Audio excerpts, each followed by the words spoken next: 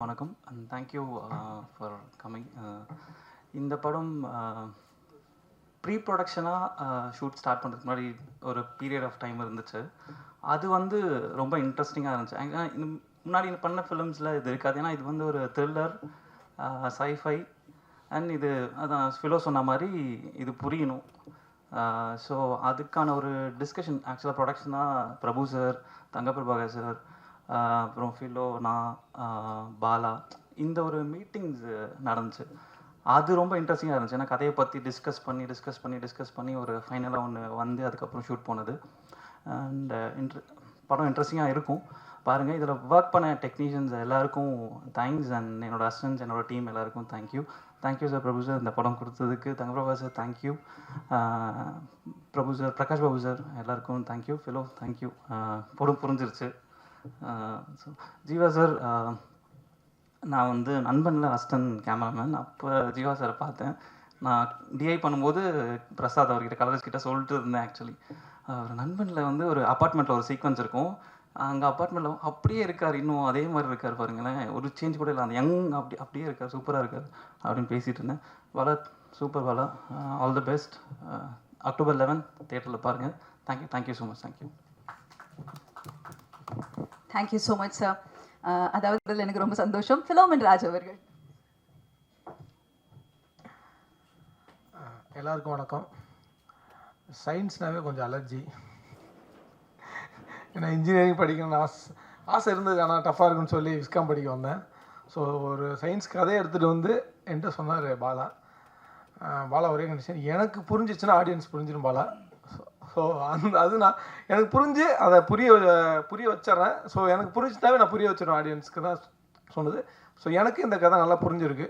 So அது உங்களுக்கு புரிய வச்சுருக்கேன். ஸோ நீங்கள் அந்த 11ஆம் தேதி பார்த்தீங்கன்னா அது உங்களுக்கு அந்த எக்ஸ்பீரியன்ஸ் கொடுக்கும். அந்த சயின்ஸ் ஃபிக்ஷன் கம் த்ரில்லர் இது. நன்றி. நீங்கள் 11ஆம் தேதி பார்த்துட்டு சொல்லுங்கள். தேங்க்யூ. அனைவருக்கும் வணக்கம். பிரசன்ட் மீடியா நண்பர்களுக்கு முதல் வணக்கம். இல்லை, டைரக்டர் ஃபஸ்ட்டு, ப்ரொடியூசர் ஏதாச்சும் பேசினாங்கன்னா, படத்தை பற்றி சில பாயிண்ட்ஸ் சொன்னாங்கன்னா அதை பிடிச்சி ஏதாச்சும் பேசலாம். இப்போ நான் படத்தோட கான்டென்ட்டை சொல்லலாமா வேணாமா அப்படிங்கிற ஒரு கன்ஃபியூஷன் இருக்குது. ஏதாச்சும் சொல்லலாமா, எதையாச்சும் ஒன்று சொல்லுங்கிறீங்களா? ஓகே. சயின்டிஃபிக் த்ரில்லர் இந்தியன் சினிமாவுக்கு ரொம்ப அரிதிலும் அரிதாக பழக்கப்பட்ட ஒரு கான்டென்ட். தமிழ் சினிமாவில் அது ரொம்ப ரொம்ப ரொம்ப ரொம்ப குறைவு. அது ஒரு ஷார்ட்டாக இருக்கலாம், இல்லை ஒரு எழுத்தாக வந்துட்டு போயிருக்கலாம். ஒரு 10 வருஷத்துக்கு முன்னாடி பாலா டைரக்டர் அவர்களை சந்தித்த போது ஒரு கான்டென்ட்டில் நடித்தேன், ஒரு ஷார்ட் ஃபிலிமில். அது நடித்து ஒரு 15-20 நாள் கழித்து இன்டர்ஸ்டெல்லார் படம் ரிலீஸ் ஆச்சு. நம்ம ஊரில் இவ்வளோ அழகாக, இவ்வளோ ஒரு குறிப்பிட்ட ஒரு பொருட்செலவில் ஒரு ஷார்ட் ஃபிலிம்லேயே இன்டர்ஸ்டெல்லாரில் பார்த்த அதே த்ரில்லை கொடுத்த ஒரு மனிதர் 10 வருடம் நடுவில் ஒரு கான்டாக்டே இல்லை. சொல்ல மாதிரி வேற ஒரு யூனிவர்ஸுக்கு போயிட்டாருன்னு நினைக்கிறேன். ஸோ மறுபடியும் அவர் இந்த யூனிவர்ஸுக்கு கூட்டிகிட்டு வந்திருக்கோம். So thank you so much brother, இந்த மாதிரி ஒரு ரைட்டிங்க்கு. ஏன்னா அறிவியல் சார்ந்து படம் வர்றதுங்கிறது கஷ்டம். அது நிறைய நாலேஜ் இருந்தால் மட்டும்தான் அதை கான்டென்ட்டில் கொண்டு வர முடியும், அதை ஸ்க்ரீன் பிளேவாக எழுத முடியும்.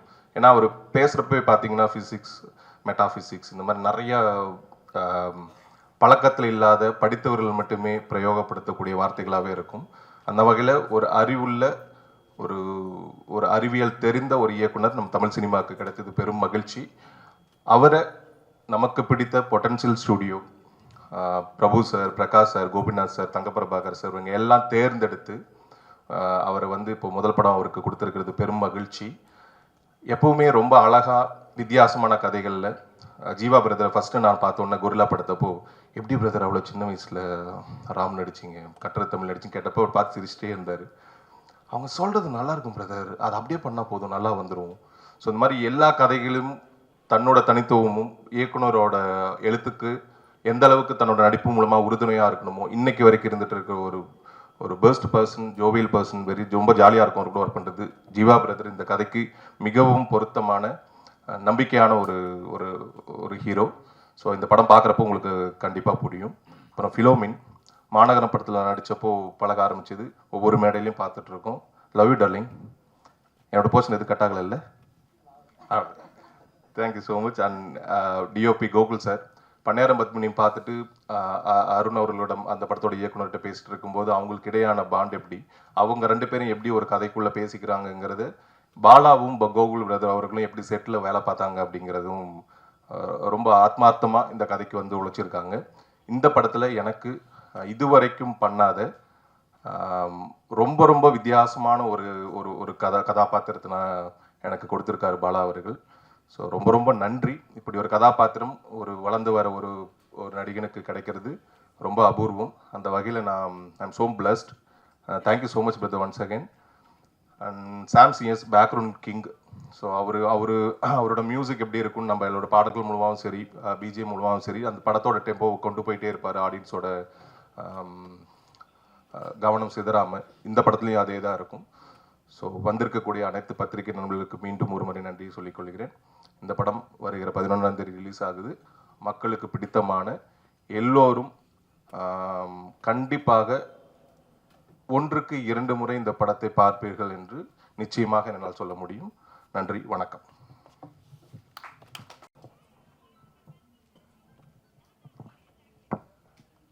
எல்லாருக்கும் வணக்கம். பிளாக் படம் ட்ரெய்லர் வந்த உடனே நிறைய கமெண்ட்ஸ் பார்த்தீங்கன்னா, இது இந்த படத்தினுடைய ரீமேக், இல்லை இந்த படத்தோட ரீமேக் அப்படின்னு நிறைய கமெண்ட்ஸ் வந்துட்டே இருந்துச்சு. இப்போ வரைக்கும் வந்துட்டுருக்கு. நிறைய பேர் சொன்னாங்க, என்னங்க ரீமேக் பண்ணுறீங்க, கிரெடிட் கூட தர மாட்டிங்களா அப்படின்லாம் கேட்டாங்க. இது வரைக்கும் ஒரு 20க்கும் மேற்பட்ட படங்கள் பண்ணியாச்சு. ஆனால் எப்போவுமே ஒரிஜினல் ஃபில்ம்ஸ் மட்டுமே பண்ணணும், இங்கிருந்து இருக்கக்கூடிய கதைகள் மட்டுமே பண்ணணுங்கிற ஒரு பாலிசியாகவே இருந்து ரொம்ப நாளாக வந்து ரீமேக் எவ்வளவோ வந்தாலும் பண்ணாமல் இருந்தோம். ஆனால் ஃபஸ்ட் டைம் இது வந்து ஆக்சுவலாக இது ஒரு ஆங்கில படத்துடைய ரீமேக் தான், முறையாக ரைட் வாங்கி பண்ணது. அது எந்த படங்கிறது ரிலீஸ்க்கு அப்புறம் அதை பற்றி பேசலாம் அப்படின்னு நினைக்கிறேன். பாலா பொறுத்தளவுக்கு இப்படிப்பட்ட ஒரு கதையை ரொம்ப தெளிவாக பண்ண முடியும் அப்படிங்கிறது வந்து ஒரு முதல் படத்துலேயே அந்த கான்ஃபிடென்ஸை கொடுக்கக்கூடிய ஒருத்தராக பாலா இருந்தார். அந்த வகையில் ஸ்கிரிப்டை படித்தோன்னு எல்லாருக்கும் ரொம்ப பிடிச்சது. எங்கள் எல்லாருக்குமே இந்த ஸ்கிரிப்டை எப்படி ஆடியன்ஸ்க்கு இது சரியாக எடுத்துகிட்டு போகிறது அப்படின்றப்போ ஒவ்வொரு முறையும் ஒரு டீம், ஒரு புது இயக்குனர் வர்றப்போ அவரோட ஒர்க் பண்ண ஒரு செட் ஆஃப் டெக்னீஷியன்ஸ் இருப்பாங்க, க்ரூ இருப்பாங்க. அப்படி இல்லாமல் இதுக்கு ஒரு நல்ல எக்ஸ்பீரியன்ஸ்டான ஒரு க்ரூ வேணும் அப்படின்னு முடிவு பண்ணி, ஆல்ரெடி நாங்கள் ஒர்க் பண்ண எங்களோட ரொம்ப கம்ஃபர்டபுளாக ஒரு ஒரு ஒரு புதுமுக இயக்குனருடைய அவருக்கு இருக்கக்கூடிய எல்லா விதமான ப்ரெஷரையும் அதை அண்டர்ஸ்டாண்ட் பண்ணிக்கிட்டு சப்போர்ட்டிவாக இருக்கக்கூடிய வகையில் ஒரு டெக்னீஷியன்ஸ் க்ரூ வேணும் அப்படின்னு சொல்லிட்டு எங்களோட கோ டு கேமராமேன் கோகுல் தான். அவர் வந்து அந்த வகையில் ரொம்ப அருமையாக அந்த டாஸ்க்கை புரிஞ்சுக்கிட்டு கூடவே சப்போர்ட்டிவாக அவங்களுக்கு என்ன வேணுமோ இதை சரியாக எடுத்துகிட்டு வரக்கு என்ன பண்ணணுமோ அதை பண்ணி கொடுத்தாரு. அந்த வகையில் கோகுலுக்கு நன்றி. அண்டு இந்த கதையை சொல்லக்கூடிய இடம் அது வந்து மக்களுக்கு சரியாக புரியணுன்னா அதனுடைய அமைப்பு, அது எந்த மாதிரி இடத்துல நம்ம சொல்கிறோம் அப்படிங்கிறது ரொம்ப முக்கியம். அந்த வகையில் டைரக்டர் சதீஷ்குமார் அவருக்கு நன்றியை சொல்லிக்கிறேன். அண்டு ஃபிலோ இன்றைய காலகட்டத்தில் ஒரு ஃபஸ்ட் எடிட்டர்னு சொன்ன உடனே வந்து பேர் சொல்லக்கூடிய அளவுக்கு ஃபிலோ வந்து வளர்ந்துருக்குறது எங்களுக்கு ரொம்ப மகிழ்ச்சியாகவும் பெருமையாகவும் இருக்குது. அந்த வகையில் ஃபிலோ விட்ட இந்த கதை இருந்துச்சுன்னா இது நல்ல வழியில் மக்களுக்கு புரியுற மாதிரி இருக்கும் அப்படின்னு சொல்லிட்டு ஃபிலோட்ட வந்திருந்தோம். தேங்க்யூ ஃபிலோ, படம் எல்லாம் வந்திருக்கு. அண்டு மியூசிக் ஒரு த்ரில்லர் ஜானர் மக்களுக்கு எப்போவுமே உலகளாவிய அளவில் ஃபஸ்ட்டு ப்ரிஃபரன்ஸ் இருக்கக்கூடிய ஒரு ஜானர், ஒரு யூனிவர்சலாக ஒர்க் ஆகக்கூடிய ஒரு ஜானர்னால் வந்து த்ரில்லர் ஜானர். அதுக்கு மிக முக்கியம் வந்து சவுண்ட். அந்த வகையில் சாம் எங்களுக்கு கைதி ரொம்ப சிறப்பாக பண்ணி கொடுத்துருந்தாரு. இந்த படம் அவருமே ரொம்ப மகிழ்ச்சியாக இருந்தார். இந்த மாதிரியான ஒரு நல்ல படத்தை எனக்கு கொடுத்ததுக்கு தேங்க்ஸ்ன்னு சொல்லியிருந்தார். அவரால் இன்றைக்கும் இங்கே வர முடியல, அவருக்கும் நன்றி. ஸோ இந்த படத்தை பொறுத்தளவுக்கு இதில் ஒர்க் பண்ணக்கூடிய மொத்த டீமு முழுமையான ஒரு எஃபர்ட்டை கொடுத்துருக்காங்க.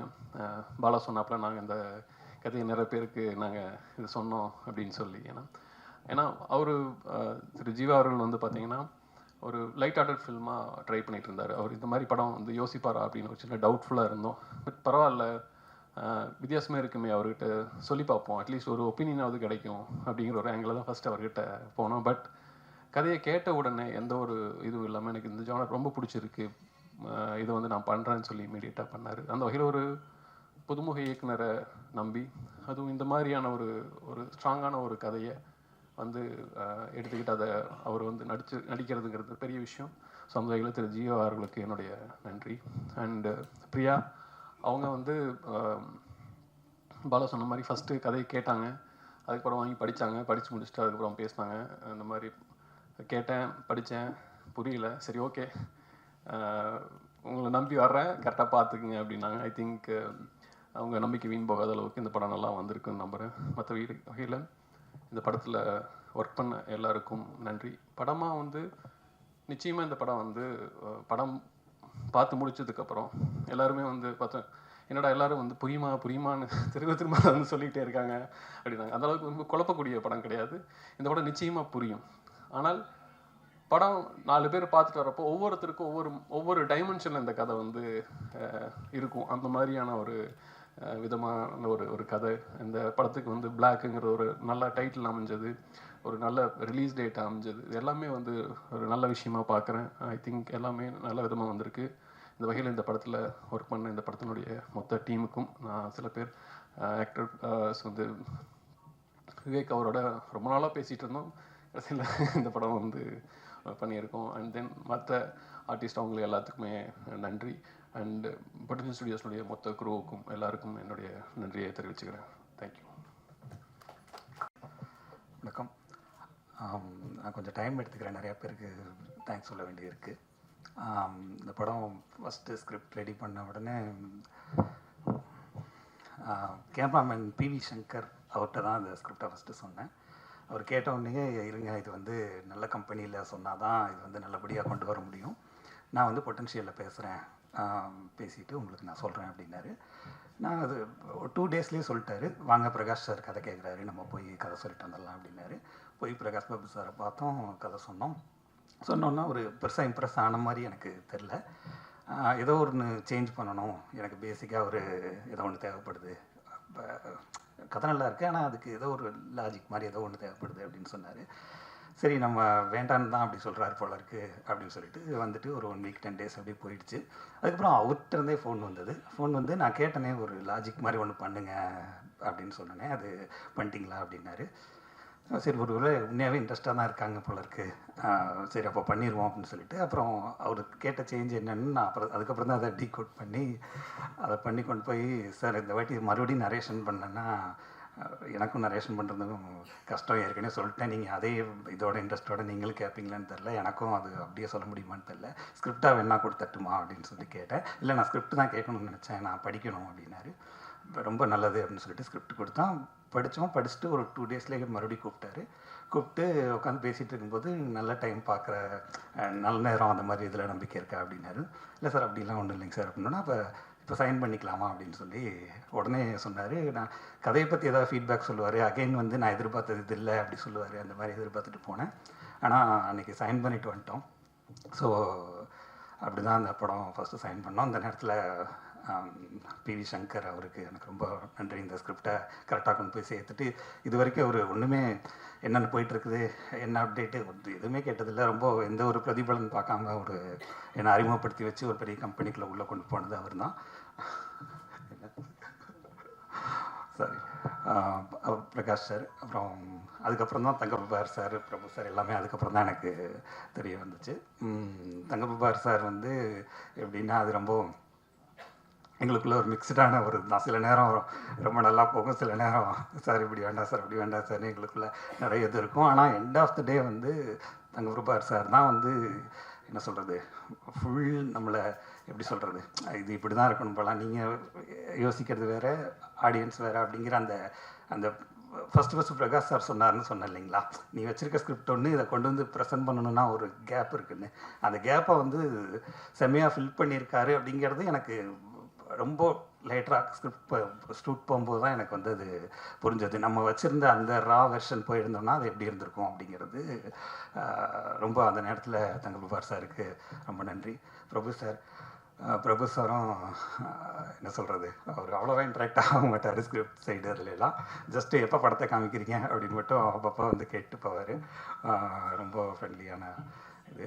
வேறு கோகுல் சார், அதுக்கப்புறம் கோகுல் சார் வந்து எப்படி சொல்கிறதுனா, இந்த ஸ்கிரிப்ட் நாங்கள் எப்படி ஷூட் பண்ணோங்கிறது அது உங்களுக்கு நீங்கள் பார்த்தீங்கன்னா ரொம்ப இதாக இருக்கும். அது முழுக்க முழுக்க இவருடைய ஒரு அது என்ன சொல்கிறது, ஒரு ஆர்கிடெக்சர் மாதிரின்னு வச்சுக்கலாமே. இப்படி இப்படி இந்த இதை இங்கே எடுப்போம், இது இங்கே எடுப்போம் அப்படிங்கிற அந்த அந்த அந்த சொல்லுவோம்ல, லெஃப்ட் பிரெயின் ரைட் பிரெயின் சொல்லுவாங்க. லெஃப்ட் பிரெயின் வந்து அனலிட்டிக்கலாக இருக்கும், ரைட் பிரெயின் வந்து க்ரியேட்டிவாக இருக்கும் அப்படின்னு சொல்லுவாங்கள்ல. எனக்கு தெரிஞ்ச அவருக்கு அந்த லெஃப்ட் பிரெயின் வந்து ரொம்ப அதுன்னு நினைக்கிறேன். ஒரு விஷயம் கூட வந்து அவர் வந்து மிஸ் பண்ணவே மாட்டார்னு சொல்லுவோம் இல்லையா. இந்த இது ஏன் இப்படி ஃப்ளிப்பாக இருக்கே, இது வந்து இப்படி இருக்கணும் அப்படிம்பாரு. யாருமே அதை நாங்கள் கவனிச்சிருக்கவே மாட்டோம். அது அவருக்கு மட்டும்தான் அந்த சென்ஸ், அதாவது அரித்மெட்டிக்காக எந்த விஷயத்தையும் பார்க்குறது. அது ஒரு க்ரியேட்டிவ் ஃபீல்டில் இருக்கவர் அது அவ்வளோ அரித்மெட்டிக்காக பார்க்குறது. இந்த லே அவுட் ரெடி பண்ணும்போது அவர் பார்த்துட்டு அவர் சொன்ன மிஸ்டேக்ஸ் எல்லாம் நாங்கள் கரெக்ட் பண்ணது அதெல்லாம் யோசிக்கும்போது நானே யோசிப்பேன், நிச்சயமாக இவர் வந்து அந்த இவருக்கு இந்த டிசைன்டு பிரெயின் வந்து ரொம்ப கொஞ்சம் அதிகமாக ஒர்க் பண்ணுது போல் அப்படிங்கிற மாதிரி இருக்கும். பிலோஸ் சார் வந்து நான் ஃபஸ்ட்லேருந்து வேண்டான்னு சொன்ன ஒரே ஆள் அவர் தான் கம்பெனியில். எனக்கு வேண்டாம் சார். ஏன்னா எனக்கு வந்து நாளை இயக்குனர்லேருந்து எனக்கு ஒரு எடிட்டர் இருக்கா, அப்படி சதீஷ்ன்னு சொல்லி நாளை இயக்குனர்லேருந்து ட்ராவல் பண்ணி வந்தோம். அவர் தான் எனக்கு வேணும் அப்படின்னு நினச்சோம். ஆனால் லாஸ்ட் மினிட்ல அவருக்கும் ஒரு பர்சனல் பிரச்சனைகள் நிறையா இருந்தனால பண்ண முடியல.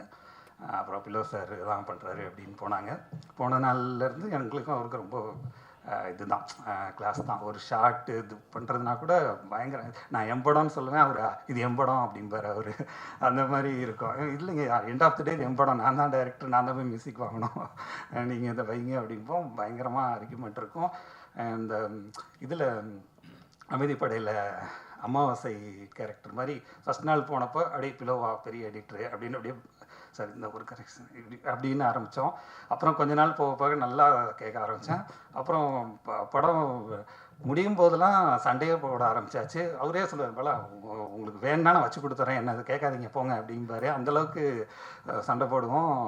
எண்ட் ஆஃப் த டே வாங்க சாப்பிட போகலாம் அப்படிங்கிற மாதிரி அதை எதையுமே மனசில் வச்சுக்க மாட்டார். அப்படி ஒரு இது. அப்புறம் விவேக் பிரசன்னா சார், அவர் சொன்ன மாதிரி அவர் 10 இயர்ஸாக தெரியும். ஷார்ட் ஃபிலிம் பண்ணும்போது அவர் என்னோடய ஷார்ட் ஃபிலிமில் நாளை இயக்குனரில் கிட்டத்தட்ட இப்போ பண்ணியிருக்க கதையை நாங்கள் அதுக்கு முன்னாடியே இன்னொரு வெர்ஷன்னு சொல்லலாம் அந்த ஷார்ட் ஃபிலிமை. அதை நாங்கள் எடுத்திருந்தோம். அதில் அவர் கிட்டத்தட்ட என்ன கேரக்டர் பண்ணியிருந்தாரோ அதோடைய இன்னொரு வெர்ஷன் கேரக்டர் தான் இப்போ இதுலேயும் பண்ணியிருக்காரு. அன்னையிலேருந்து கூட ட்ராவல் பண்ணிகிட்ருக்கிற ஒருத்தர். வேறு யாரையும் நான் மிஸ் பண்ணல. அப்புறம் என்னுடைய டைரக்ஷன் டீமில் என்னுடைய அசிஸ்டன்ட்ஸ் ஜெனித், சுகன், ஆஷிக், அப்புறம் கோ டைரக்டரு எல்லாருக்குமே என்னுடைய சார் அதே மாதிரி எப்படி பிலோ சார் எனக்கு வந்து ஆர்கியூமெண்ட் ஆகிட்டே இருக்குமோ அது மாதிரி சாம் சார்ட்ட ஆர்கியூமெண்ட்டே இருக்காது. ரொம்ப ஃப்ரெண்ட்லியாக அப்படியே போனோன்னா ஆஹா இன்னும் கொஞ்சம் நேரம் உட்காந்து பேசலாம் அப்படிங்கிற மாதிரி சாம் சார் என்ன சொன்னாலும் கேட்பார். ரொம்ப என்ன சொல்கிறது, நம்ம ஒரு ஃபஸ்ட் பட டைரக்டருங்கிற மாதிரி ஃபீல் பண்ணவே வச்சுக்க மாட்டோம். அப்படியே சார் பண்ணி பார்க்கலாம் சார், நம்மளே ஒரு நாள் சொல்லிவிட்டு நம்ம சொன்ன சஜஷனே நல்லா இல்லை அப்படிம்போம். ஆனால் அவர் வந்து அதை வந்து நல்லா இல்லைன்னு சொல்ல மாட்டார். நான் ட்ரை பண்ணி பார்க்குறேன் சார் அப்படிம்பாரு. அவ்வளோ நம்மளை கம்ஃபர்ட்டாக ஒரு பார்த்துக்கக்கூடிய ஒருத்தர் சாம் சார். அதே மாதிரி இப்போ அவரோட மியூசிக் வந்து இந்த படம் வந்து எப்படி அதை எலிவேட் பண்ணியிருக்கு அப்படிங்கிறது நீங்கள் படமாக பார்க்கும்போது தெரியும். மியூசிக் இல்லாமல் இந்த படம் பார்க்குறதுக்கும் மியூசிக்கோட இந்த படத்தை பார்க்குறதுக்கும் அவ்வளோ டிஃப்ரெண்ட் இருக்குது. ஏன்னா இது த்ரில்லருங்கிறனால நிறைய மியூசிக்ஸ் அண்ட் எஃபெக்ட்ஸ் பேஸ் பண்ணி இருந்த படங்கிறதுனால அது சரியாக அந்த கேப்பில் அதை உட்காந்தா தானே நல்லாயிருக்கும். அதை அவர் வந்து அதை கரெக்டாக கன்சீவ் பண்ணி கொண்டு வந்துட்டார் அப்படின்னு நினைக்கிறேன்.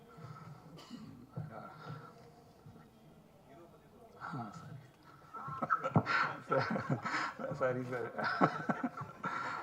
சார் ஜீவா சார் வந்து ஃபஸ்ட் டைம் போயிட்டு கதை சொல்லும்போது அதுக்கு முன்னாடி நிறையா ஹீரோஸ் பார்த்தோம், எல்லாருமே பார்ப்போம். அப்புறம் ஃபஸ்ட் டைம் கேட்கும்போது அதான் இந்த கதையோட பெரிய ஒரு இது என்னென்னா, கேட்ட உடனே உங்களுக்கு அப்படியே பயங்கரமாக பிடிச்சி போயிடும்.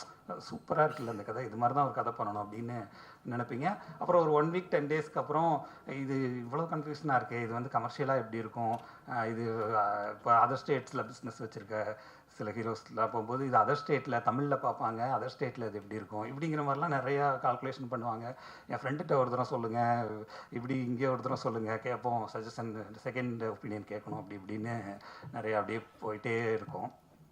ஜீவா சார் பொறுத்த வரைக்கும் ரொம்ப எப்படின்னா, கோகுல் சார் சொல்லும்போது லெஃப்ட் பிரெயின் அப்படின்னு சொல்லணும், அந்த மாதிரி ஜீவா சார் வந்து இன்ஸ்டிங்க்ட் அப்படின்னு நினைக்கிறேன். அவருக்கு ஒரு இன்ஸ்டிங்க்ட்னா அதை ஃபிக்ஸ் பண்ணிடுறாரு. அதுக்கப்புறம் அவருக்கு ஒரு செகண்ட் ஒப்பீனியன் இல்லை. எனக்கு அவர் கதை சொல்லி முடிச்சோன்னே எனக்கு பிடிச்சிருக்கு பண்ணலாம் அப்படின்னாரு. சரி கட்டசிக்காக பிடிச்சிருக்கோ பிடிக்கலையோ நம்ம சொல்கிறது தானே அப்படின்னு நினச்சேன்.